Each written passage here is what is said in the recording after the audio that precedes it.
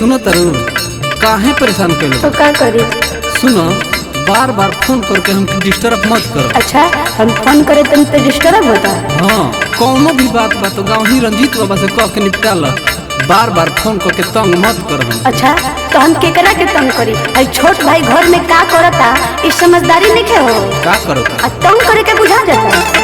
काहे खातिर फोन करके करता रुतो छोटा कहते बहरावा के बोढ़ल बा।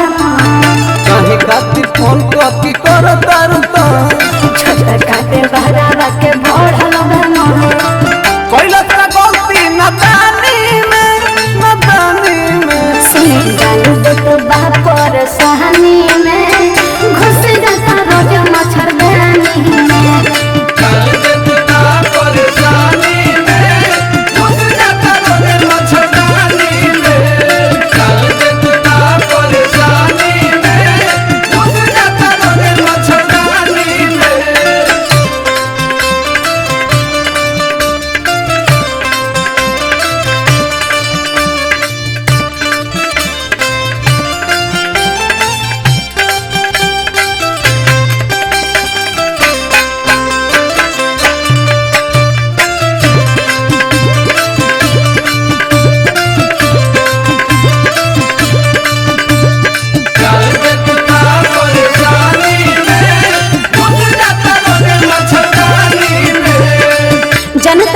बोलो जब सुते जतनी तो कम करे लगता।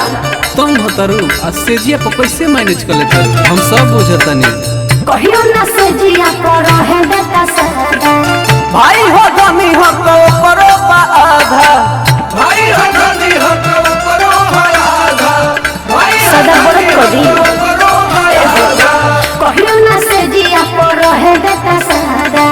भाई हो धनी हो तो करो पा आधा। पहलू की डूबल पानी में डालो तो बाप और सहानी में घुस जाता रोज मच्छरदानी में।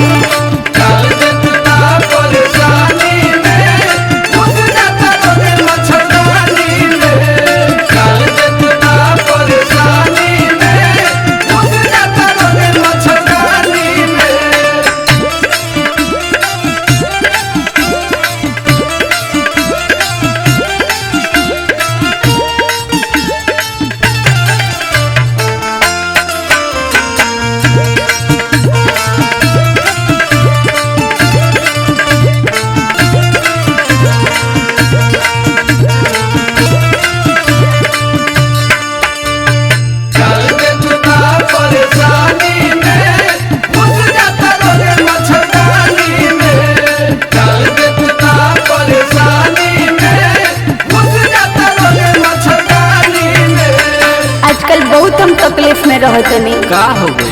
रवो जल्दी आ जाए। जल्दी आ जाए भाई काम धाम छोड़ के आ नहीं तो हम अपने आप को कुछ कर ले। ऐसे मत करी करेला प्यार तो हो जाला तकलीफ हो।